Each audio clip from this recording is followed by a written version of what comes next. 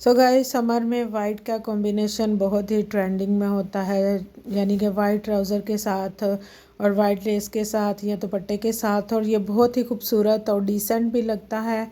तो आज मैं आपके लिए जो डिज़ाइन लेके आई हूँ वो बहुत ही खूबसूरत है। इनमें मोस्टली जो है वाइट लेस के साथ और प्लेन है इनमें कुर्ते, तो आप लोग इनको देखें, जो भी पसंद आए तो आप इनको बना सकते हैं। ये बहुत ज़्यादा खूबसूरत है, अमेजिंग है। तो आप लोग वीडियो को देखें, इंजॉय करें और अपने लिए डिज़ाइन पसंद करें।